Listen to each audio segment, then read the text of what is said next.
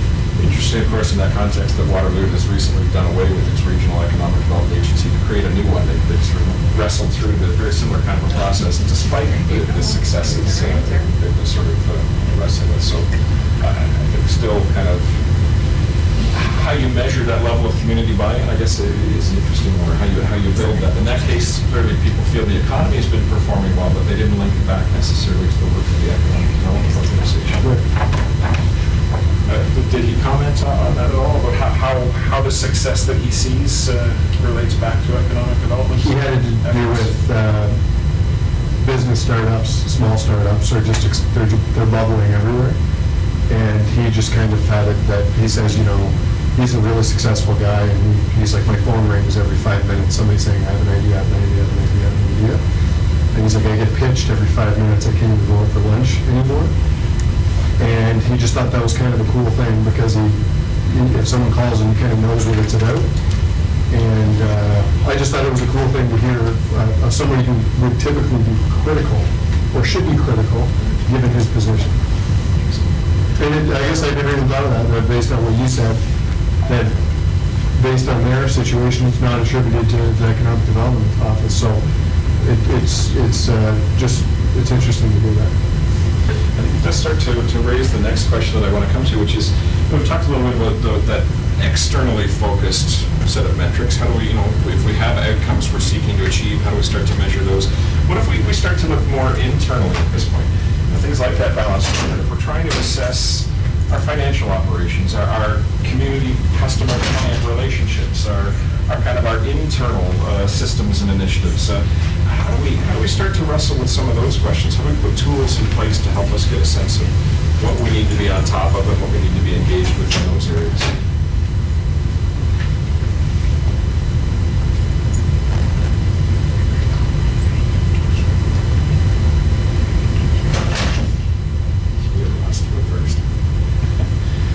Comments? Thanks, Rockland. Just thinking that we are fundamentally an institutional city. We have, I don't know what the numbers are in terms of where the jobs are and the GDP percentages, but measuring that context, right? If it's 1/3 private sector and 2/3 public sector, which I think is probably fairly close, then you're measuring, say, growth on the 1/3. If you're trying to influence that, we don't really have a way of maybe influencing the public sector through KEPCO, I wouldn't think, anyway. Those organizations are going to do what their masters tell them to do, whether it's post-secondary or national defense or penitentiaries, right, healthcare. So wealth is going to be less of a public sector community. And I look at as well if there are issues over, say, trying to change the mindset in Kingston. It seems to be a mindset of an institutional city compared to, say, Calgary, where I live, which is very much of an entrepreneurial city. You really notice the difference. How people think, just the pace. So looking for a comparator, I'm not sure if maybe Halifax is not your best, because it has a very large public sector, larger city, but and whereas Waterloo is obviously a very entrepreneurial city. I'm impressed with what they're doing there. I know a bit about what's happening there. I have friends who are working there. So when it comes to say, okay, well, should we be doing as well as Waterloo? Perhaps, but maybe in a different way. So just to try to add to that, what Adam was saying. So Lee, I'd just like to perhaps comment on that observation. I think economic development is broader than just private sector, particularly in a city like Kingston, because we need people to be connected to the provincial government investments in whether it be healthcare or the military or whatever. So part of the role that economic development currently plays is a relationship role to actually be connected to the federal and provincial governments in terms of what's going on. I think as well, there's also a substantial amount of opportunity that's created that can translate into number of new jobs in that private domain, or public sector domain, but also translate into the private sector domain, because There's a number of like healthcare institutions and even university and or equivalent type educational institutions that are providing secondary employment opportunities to businesses that actually come and reside in Kingston. They may not be big businesses, but they might be 8 or 10 people. So, you know, unless that's what the focus should be, that we only focus on economic development in the private sector and we don't try to support or develop public sector relationships in that regard. And I would say that I think we need to think very carefully of that, because even with Queens through Innovation Park and others, like there's huge number of jobs created just by the virtue of the investment in technology and the research sector that comes via Queens and St. Lawrence and RMC into this community. That does create a number that increases and enhances our economic performance. And that's why I've always said from the day I sat down at this table that this is a very complex situation for Kingston. It's not all one size. And Kingston, because we have so much public sector, needs to leverage those as resources to what we have to offer. That's interesting, because it suggests that, you know, on those external outcomes-oriented metrics, it's not just tax revenues and job creation and things like that we want to measure. That there are other sides of you know, the investment in the community that we need to understand. How much is coming from those governmental or institutional sources? How is that spinning off into other opportunities that may be public or private in nature? And that's one of the interesting. If I could just to add to that, just for the purposes maybe of the audience, but you know, people will say, well, you know, how come we don't have the same private sector compared to another municipality like Guelph, right? And I would say, well, because a lot of our jobs is in the public sector, so we need to have residential houses for them to live in because they're working in that sector, they're not working in the private sector, right? So it's a really different community that I can tell you, there is no other community in Canada that we can compare to based on those particular types of attributes that Kingston has. Suggestive of some advantages as well. Maria Mazzucato, who's a professor in the UK, has recently written a book called The Public Wealth of Nations, which suggests that a lot of private sector development is really driven by public sector innovation and research, and that's what's happening here in a lot of instances, and that provides the opportunities to then build those spin-off effects. Michael, well, I guess I was trying to speak to that in a bit. I mean, there's a number of things that come to mind. The not-for-profit sector in Ontario is 10 times the size of the automotive sector in Ontario. And I think that would surprise a lot of people. And there's a lot of not-for-profit businesses, like in Toronto Mountain Equipment Co-op, not-for-profit. So sometimes when we talk private sector and public sector, I think we just have to be very careful in terms of understanding that there's values to both sectors. Is important. And I guess the other part, I used to be in another life president of the Social Planning Council in Kingston, and it was very difficult, and this was maybe 20 years ago, I think, at that time, the economic development organization in that day wouldn't even really talk to us. They didn't really see the connection between social development and economic development.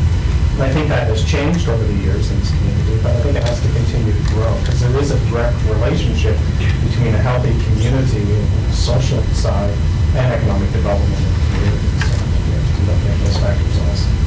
So in terms of some of those outcome factors that you had mentioned before, we need to ensure that they're not just kind of standard employment or economy indicators, but start to take some of those social factors into account there as well. Let me come back to this notion of the internal measures again, though, because I think this is interesting. We sort of heard one of the presentations tonight from Kim and the Friends of Kingston around wanting access to information about some of the internal issues. It wasn't necessarily the what's the unemployment rate kind of stuff that they were interested in. It was a different set of sorts of issues. So as we think again about our kind of ideal economic development structure, how does it kind of report or share or assess activity in that kind of internal space? And what are the kinds of things it needs to be kind of monitoring and thinking about on an ongoing basis, and perhaps sharing with the broader community? What kinds of things that it needs to be prepared to examine?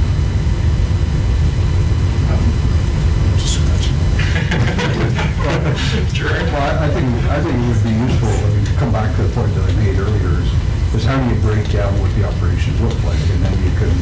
supplemental financial information that can make it more real to people. So if someone sees a number like 250,000 and that's part of like a $1.5 million group of expenditures, and there's 2 employees in there, and they do, I'm going to come back to the example of small business development, people can go, oh, I didn't think small business development was part of the activities economic development did. I thought they were only chasing smokestacks, right? So then all of a sudden you have digestible information. So I think, and I think, it wasn't our job as a review committee, but I applaud the KEDCO board for making the financial statements available back to 97 or 95 or whatever year it was on the website. That's good public information.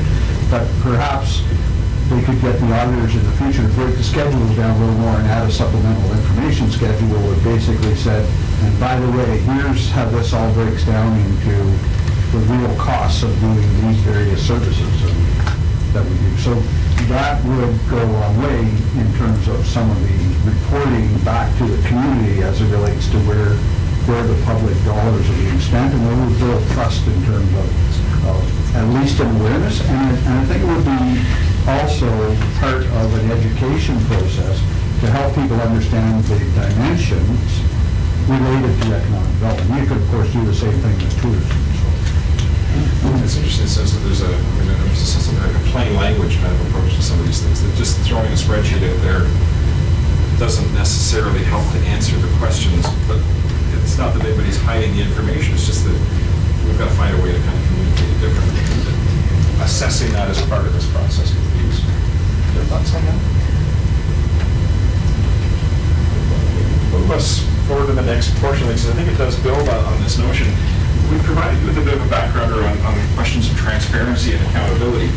And one of the things that we talked about was the work of Transparency International, which suggests that organizations, as they're operating, need to kind of be very transparent in sort of 4 key areas, and need to share information to the extent that it's part of the performance reporting around these kinds of activities and areas. So what are the kind of the ethics guidelines or requirements? What is the public complaints process? How is the leadership structured? How do they measure performance? What's the human resources process? How does budgeting work? And how does the sort of the budget versus actual get reported? What's the procurement process? And what are the results of external audits, whether it's the sort of work of this review committee or other kinds of structures? How do you share that? So they suggest having a formal plan in place for all 8 of these areas to communicate proactively around those issues. And they suggest, a whole range of tools that can be used to do that. There's more detail in the background report on the kinds of tools you can use to report on those 8 areas. So I guess in light of that, let's talk for a few minutes about the question of transparency.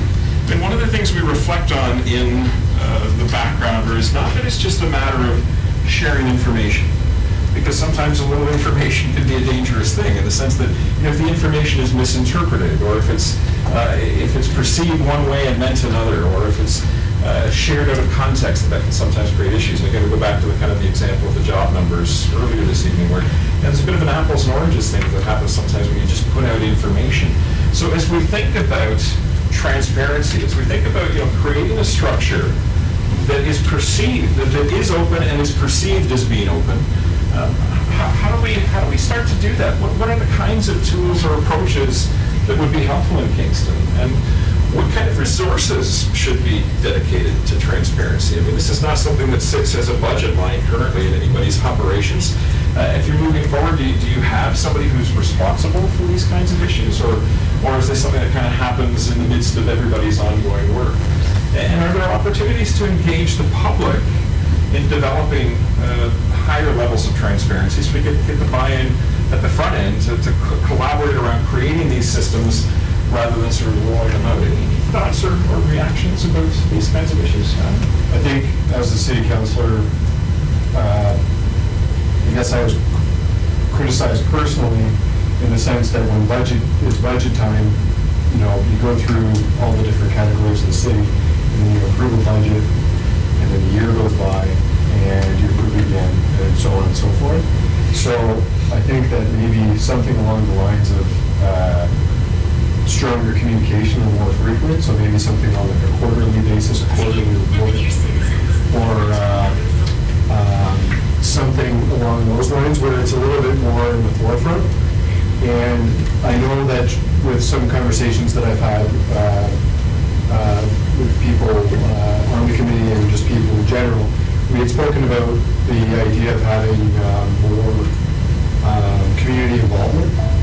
So if we had a transparency committee or something like that, where it was run by community members of, all different forms, then that they might help mold that into something that improves the transparency that we have right now, because that could be its own committee, right? Like, it's such a big thing, and it's a living organism. As 8 years from now, the transparency model would be different than what is demanded today.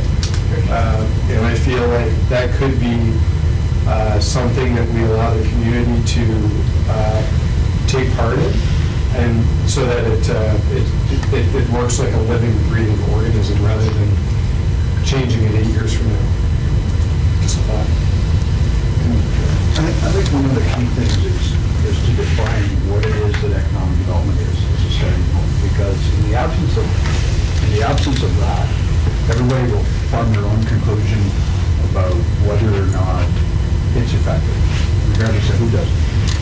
And so part of, I think, the effort that we have to put forth is to define that, or at least to make recommendation to somebody that it needs to be clearly defined. And then that needs to become part of the mission and explanation on the organization's website about what it is, and then regular data, whether it be financial data or data that measures success over time, is posted. But there's clear understanding of what it is that the data is measuring and what it's not measuring, so that people can't look at data and then draw their own conclusions about what the results are. So I think transparency begins with the description of the scope and then how it works, and then publish it appropriately. I think people will recognize that there are certain things in business of this nature that cannot be disclosed. Which we're dealing with, or KEDCO's dealing with a company from wherever, Colombia, to pick a country, and there's reasons that, for competitive purposes or other reasons for business purposes, that they need to remain confidential for a number of months, perhaps even years. It takes years sometimes to cultivate a relationship, to bring an investment to a new community. Those are the types of things that in the policies it can describe that these are the types of things that cannot be transparently reported, but people will recognize that, that's the nature of the report on how the is just as important. So that's stuff that we can't disclose. If the average person in the community can have it readily available, that our travel policy for meals or something like that. I know that a lot of the rumblings and criticisms that we see are for traveling to events, and then questions and concerns get raised. But if we have the manual readily available, it's easy to read and understand, and a little bit more at the forefront. You may not have to show what receipt you had, but as long as the auditor at the end of the year looks at our expenditures and says that they fit within our manual, then that's just as important as showing someone that exact receipt. And I do think that conveying that message, it's one thing to have those things in place, but those messages must be conveyed to the general public in an easy to understand way. That's interesting, because it allows the discussion to focus on the policies rather than on who did what when and that kind of thing. Right. Yeah, I think, Rock, this topic is at the heart of what people from the community have been saying in a lot of sessions. And I want to hit also the 2015 budget presentation, because the then CEO of KEDCO made some rather, I thought, extravagant claims as to what KEDCO was going to be doing for the next 5 years. It was a 5-year window on what the organization was to do for Kingston. We're now about a third of the way through the current term of council. December 1st, 2014 to the end of March, right? So that's 16 months of the 48. So right now we're living with that projection. That was made, the budget was passed, and we're now 14 months after it.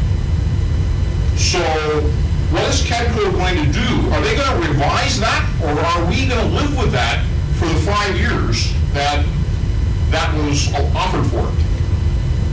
I have a major concern over that, and I'm going to actually be doing a paper on analytical elements of that and how it fits into what council's been doing in the next couple weeks. I'm not sure we'll bring it here.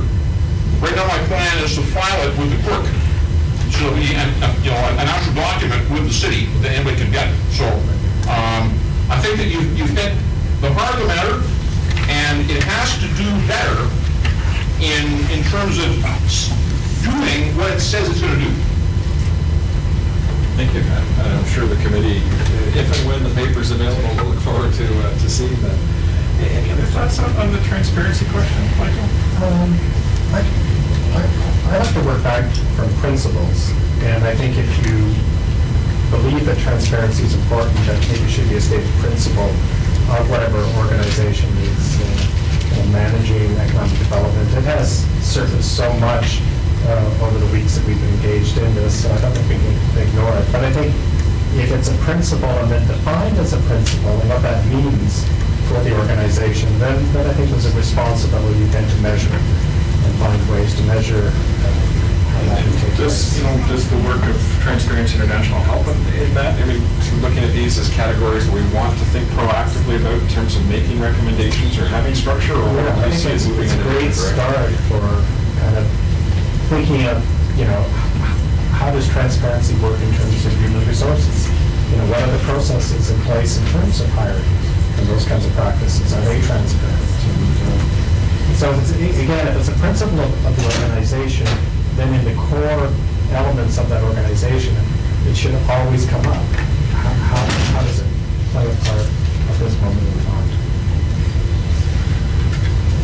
I want to make this, I think we're kind of straying into the next phase of this with the discussion, which is really around the communications.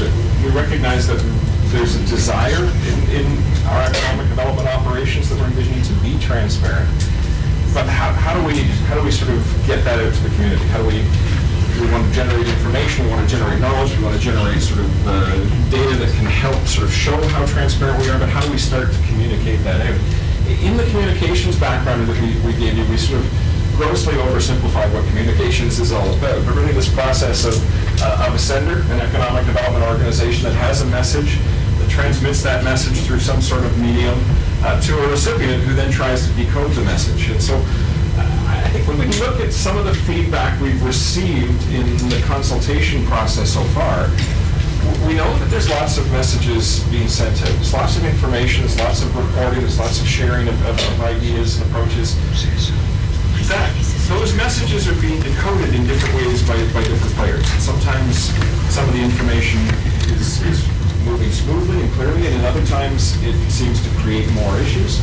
As we think in that general sense about communications, can we start to think about how we may fix some of those concerns? Whether the problem is at this end or at this end, there's clear that something is sometimes going awry in the middle. So how do we start to think about how to overcome some of that?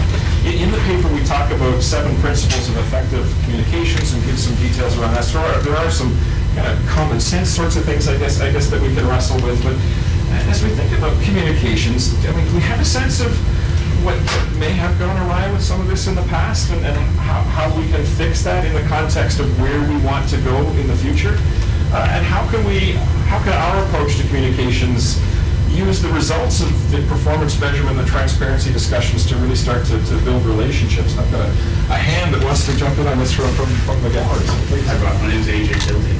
I think, go back one slide, it's very clear you're missing a very important thing here. Communication is leadership. That is what it is. It's a back and forth. It goes both ways. Everything you hear in the slides so far is a one-way message. And I think that's the error that maybe we can fix by using some crowdsourcing platform, Citizen Lab is a great example of voting up ideas that happen organically as they come, week by week.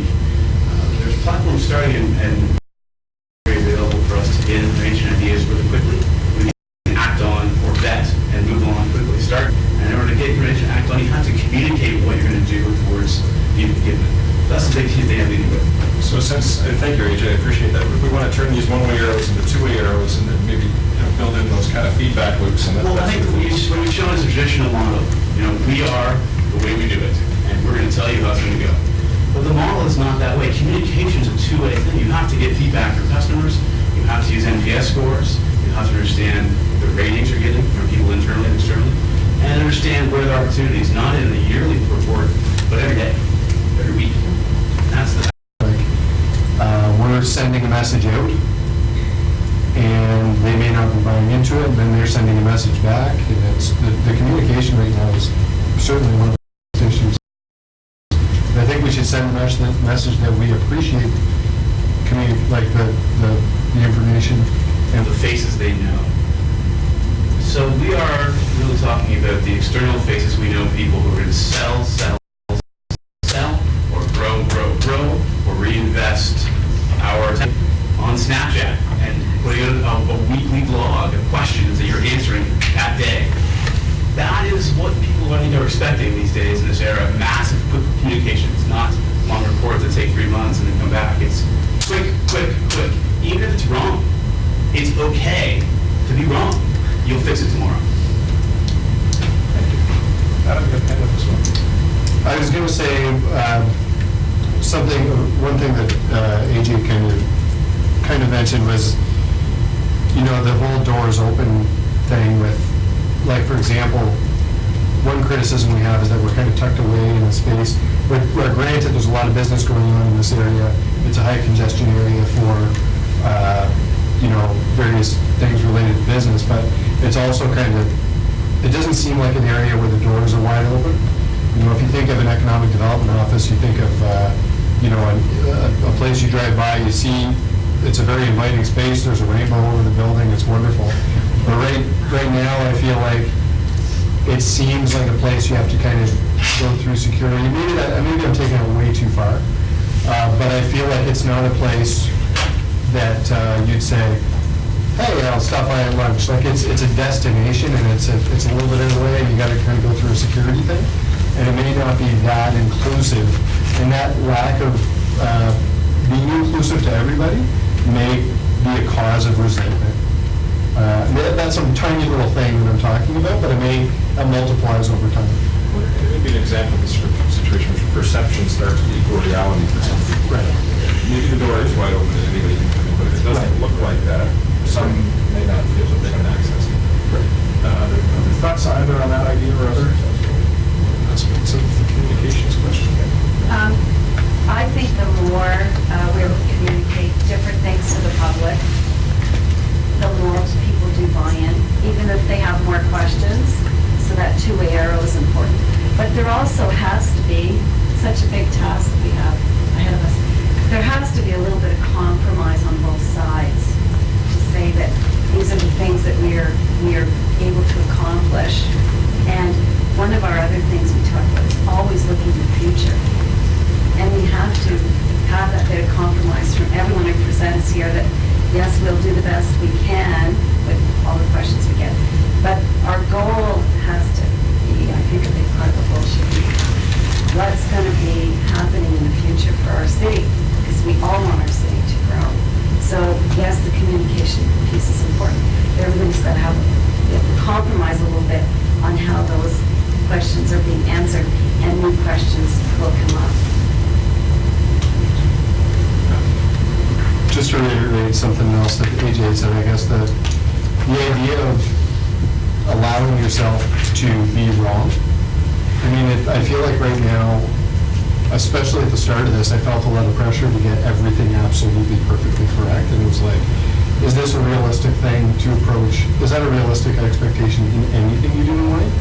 And I think that the concept of, admitting where we've done really well, admitting where we've done really wrong, will be an easy way to allow the community to kind of help, rather than point the finger and say, this was this or that was a failure, if we can have a dialogue where we say, this is where we fell short, and have those people help us rather than discourage us, that's something that's really important. So I think there's a little bit of responsibility on the community to, when we do communicate, when we win and lose, that they are encouraging on the things that we've lost on, because it's the real world.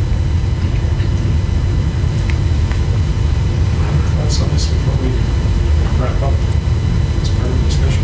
Yeah, lots of good stuff. I mean, AJ, thank you for your comments, and I really like, when he was talking about the various platforms, so that the feedback is ongoing, it's continuous, it's immediate, and I do think that becomes really important in terms of any kind of communication strategy. I also think style of communication also becomes important, and that is a culture within an organization. And again, our earliest discussion, I talked about, again, it has to be immediate, it has to be A bunch of information really quickly on Twitter or something like that, and make a mistake, they would be held to a different standard than an individual would. So we have to be a little careful, I would say. It's good to use those things. I think it's very important to have two-way communication on any kind of platform. As an individual, I think it's easier to forgive somebody if they make a spelling mistake or they didn't have all the information right there. It was just a quick something that was blurted out. But an institution is considered different in some way, and that is a little bit different, I would suggest to you. I just had a flash of Marco Rubio criticizing Donald Trump for spelling mistakes on Twitter. Those kinds of things. Other thoughts on that? AJ, you wanted to? Well, I didn't create a debate, so I don't feel I think that's incredibly hubris, quite frankly. Everybody's human. Every organization is human. You need to communicate humanity to gain the trust of your other people you're serving. Simple as that. Share where you're trying. Share where you fail. Share where you try. Share where you succeed. And don't ever expect anyone to say you have to be perfect every single time. The more that you're human, the more trust you will gain from people who are you're expecting you to serve. Simple as that. And it's okay to be wrong. Quite frankly, entrepreneurs who we're trying to attract to this organization, they love that. That's actually the kind of thing they get excited about. I mean, one strange DNA thing about entrepreneurs is they absolutely just don't care if they fail. So they try again and again, they get back up again. So when you communicate that kind of culture, that you're that kind of, we're going to try again, we're going to try again, we're going to try again, that actually resonates with the people that we're trying to attract to this town. So taking an institutional view, saying never try anything, or risk, don't fail, that is what's not going to attract people to town, and it will attract more government, which is fine if that's the goal. But if the goal is actually to attract more business, communicate the culture that they want to be attracted to. Comment here. Organizations also have more resources to perfect their answers. And also they might be corrected by the community. Yeah, that's right. If you've got that feedback, that two-way communications going, there's the opportunity to. I would expect, I would expect an organization to perfect their answers more than what they communicate. But don't be afraid to try it like an entrepreneur to try it. Because if the community is communicating back to you, like if you put it on an internet platform, the community is going to all look at this and correct it, even, and then you get the right answer. I appreciate that. I think we would hope that the community would correct whatever going forward is put out there. But my question is, how many people will actually take the time and put in the effort to really learn and be informed so that they can help communicate or make the right suggestions or whatever? I think it's a big, complicated thing. And so communication, I think, is key and essential, and probably why we're here today. And maybe the lack of that, but I don't have a solution. Many platforms, I guess, speaks to different demographics, so I like that. But I guess I feel like if we can create an environment where people feel like they're a part of our team, as opposed to two separate things, like you're either a community member or you're on KEDCO. Whereas, for example, Innovate Kingston had an event, and I ran into somebody who's related to Innovate Kingston, and they were like, "Are you going to make this event?" And I was like, "I'm going to try, not sure if I can." And they were like, "Oh, I wish you could make it. It'd be so great if you could come." I'm not really tied into them, but just based on that, him saying, it kind of made me feel like I was part of the team. And I feel like having you feel like that communication, I think what AJ was saying, let's say, for example, you're having a conversation on Twitter, and it's a quick conversation back and forth. It's not formal, it's just a boom, boom, boom. it goes back and forth. That person might feel like they interacted with someone or something that they're a part of, rather than communicating to something completely separate than themselves. But if they feel like they're a part of the team and on the team, then it's much easier to gain that person, gain their trust if they feel like they're a part of the team, they're communicating with the team that they're on, rather than something that they're separate and distinct from.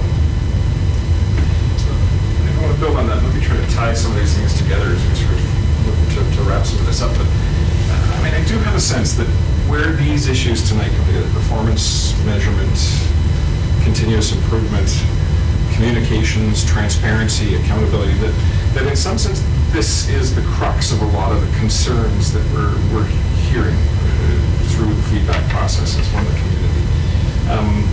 And that getting this part of things right will go a long way to kind of resolving some of the issues. I mean, I heard even you know, the most typical headbutting from Kim and the Friends of Kingston tonight, I heard if we can get these questions answered, then we can come to the table and start to talk about where things need to go from here. But we can't do that until we get the questions answered. So leaving aside the, you know, who's asking what questions, whether the answers are the right and all this sort of thing, there was that sense that if we can create that avenue of communications, answer questions, then there's the opportunity to kind of restart the conversation a little bit. And I realize that's a real simplification of the message that was there, but that was part of the message, right? And so, I mean, are the members of the committee on that same wavelength, that this becomes one of the crucial issues that we have to resolve in the overall context, that this is the starting point to deal with a lot of the other stuff that will be out there? I think all the recommendations that we make will simply be recommendations, but if we don't nail the communication part, then the recommendations aren't as important, because the communication, there may be 100 more recommendations that come out of strong communication rather than the X number that we provide.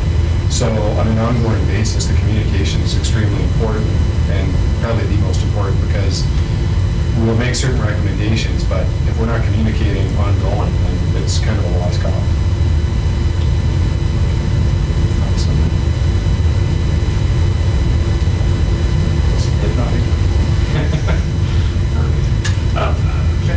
Let me take a moment then to just suggest where I will go from here with some of this, is that we've been through 3 meetings where we've had this kind of, you know, prepared some draft background materials, we've had some discussions. We're going to take the results of those 3 discussions and really try to take the existing background papers and add in some components that say, well, what does this mean for Kingston? Why is this relevant in the case of Kingston? And what are some of the recommendations, directions, preferred options that the review committee is starting to see in these areas? So we can start to lay out some very specific kind of actions, objectives, takeaways. And then we will bring that document, sort of summarize on that back on April 20th to be part of a kind of an initial discussion around that larger sense of where the report has to go, the kind of recommendations and actions that will come out of that. I guess one question that I would have in that is, as the various subcommittees, working groups are working through their issues, are there materials that they'll be preparing? We've got one group that's looking at financial questions, one that's looking at communications issues. Are there reports from those discussions that could fold into the bigger discussion on the April 20th, or are we working on slightly different timelines? So I think that in a sense that will give us the opportunity to kind of start to bring together all the pieces of the work that have been done so far, and really allow us to kind of say, here's a whole series of things where we've already established some sense of direction, and we can very explicitly identify those questions or those issues that are still outstanding in terms of what else needs to be answered. Does that make sense? So is there a step that happens between March 30th and April 20th where we get together and try to draw some conclusions for the report? And that maybe, you know, part of, you know, sort of revisit to some of the discussions we've had so far, or I'm kind of lost in terms of how that. Yeah, so I think I'm open to directions on this one. I think the notion that we had was that we would make that, initially, doesn't mean we have to stick to it, that we would make that part of the focus of the discussion that evening, so that out specific recommendations, conclusions, directions, recommendations, and that we can then take that away to compile that kind of draft version of the report. So if we, and I think we committed to having an intern report or something available for some feedback, some type of position by the end of April, do you see us being able to meet that? And then I assume that would then go on our website and say, okay, here's a draft sort of thing, here's what we're thinking, and feedback on that. Is that how? Yeah, from our team, from my team's perspective, I guess we're looking at April as a kind of a writing month where we really start to take all of the information that's being generated and put it into a paper. Some of that would occur leading up to the 20th. They give us some things to look at that evening, but there's a good chunk of it that would occur after the 20th as we work towards the end of the month. Keep that timeline that we set for ourselves so you could say, listen, we did do what we said. So, I'm sorry, go ahead. Oh, no. I was just going to ask, so the subcommittees are meeting before the 20th, but we aren't meeting again as a group until the 20th, is that correct? I don't know the schedule of the subcommittees Everybody themselves, but that's my I understanding. think when we set the schedule in December during our get to know each other moment, it was a rough draft. I think with the working groups, we should get draft reports every full committee and then decide if we want to. I know with the financials, certainly it's interesting, everybody sitting around the table and going through budget actuals and where the money's been spent over X number of years in different portfolios. So that would be a meeting where the financial group wants to schedule with everyone before April 20th. I think that should happen sometime by mid-April. If we have that information that comes out, I think we all need to see that. I think that was part of our discussion and at the meeting we talked about that, and I think that helps to inform some, at least for me, it's going to inform some conclusions or recommendations. I recommend we have a working group meeting as much as they need.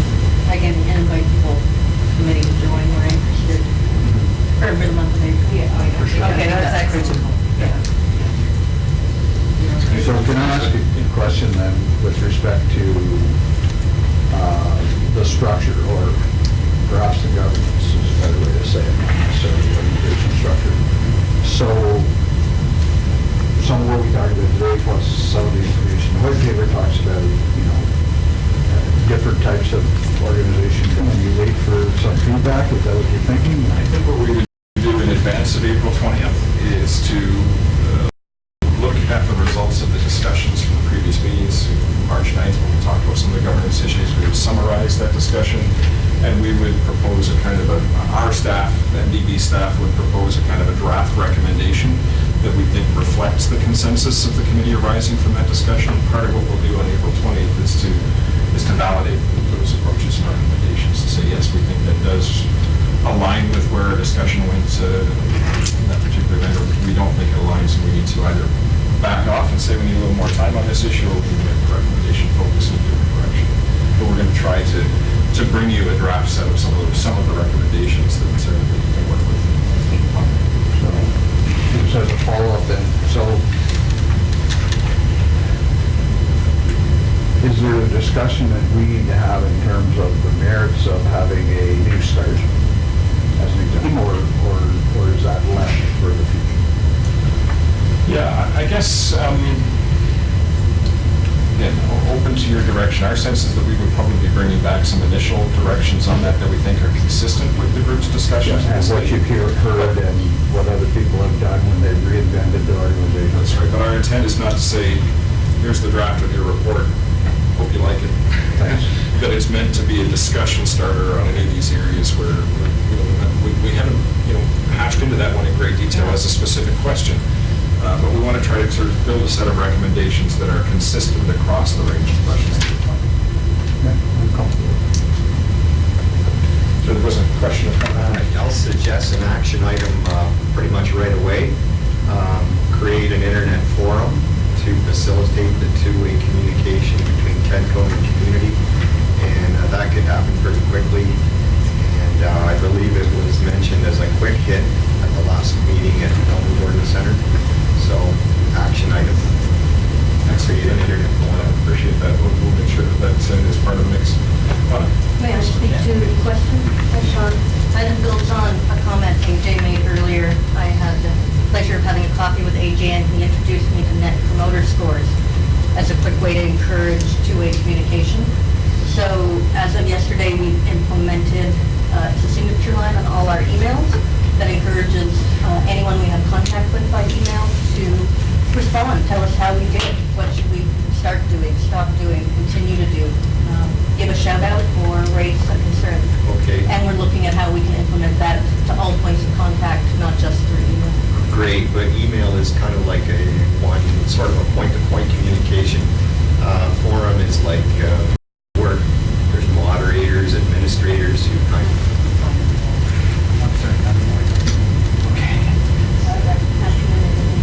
So later in the afternoon would be best for me, 4 o'clock. On Wednesday? I can't do Wednesday afternoon. Oh, we could do 4 to 6. Wednesday the 6th?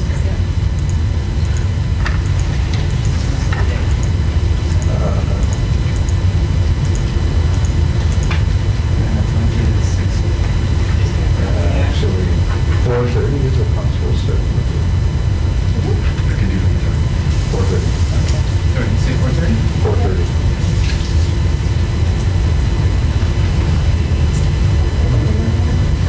Who's that? I said, I'm not available. I don't know, is it open to everybody? Yes. Yes. So Emily will send out calendar invites to everyone. Meeting at 5 What day would be better for you, Michael? that week.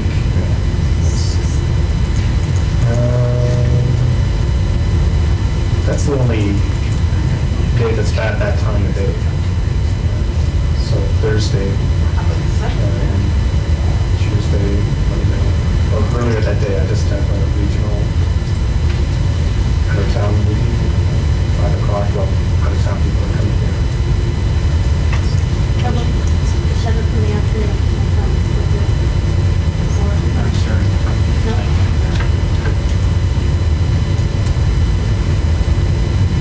It'd be hard to find time for Everybody here. You guys have other lives. Yeah, what's that about? Maybe, I'd like to Emily make could sure send you out reach some out. suggestions tomorrow. I'm sorry, so we're not doing the April 6th date next Wednesday, this is suggestions instead of Just trying April to figure 6th. it. Yeah. Okay, great. Do we hold? A little poll and then we'll see. What about, Yeah, I like that. what about the 11th, 12th, or 13th? I haven't seen my calendar, so I know about I have a board meeting on the 11th. Oh, that's Can I suggest a platform? You guys ever use something called whatisgood.net? Yeah, I've used Send that that. out, and you Yeah. can do that really fast. Yeah, and I've Hate all used the that. time you're available, and then you don't have to worry about going back and forth. Whatisgood.net. Yeah.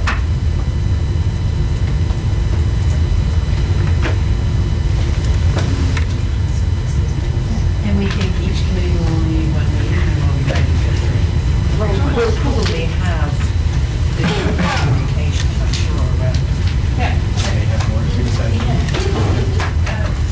won't know till we know. Any other issues with regards to working groups? Seeing none, moving to number 12, other business. Anything anybody else wants to raise? If I could just flag our beloved Emily and scheduler and minute taker, who's taking her first 10-day holiday, so starting at Tenco when you were in high school. So that's 6 years ago, 5 years ago. So if you're looking for administrative assistance for the committee, if you could copy me on it, we'll figure out how we're getting it all done. So what are dates? Yeah, when is he going in? I leave tomorrow afternoon and I won't be back until 12. Oh, you seem Are you going to work on the minutes tonight? They'll be next week. I told her how good you feel if you're doing minutes on a beach. Liar, pants on fire. Do it in the morning if you can. That would be a little weird. Good. Any other business? Then may I have a motion to, not so much adjourn, but end, I guess? Close, Michael gets it right. This is awesome. I'll know that. We're good. Okay, second, first and second. Judy, and Judy. They have you buying dinner or what? Yeah.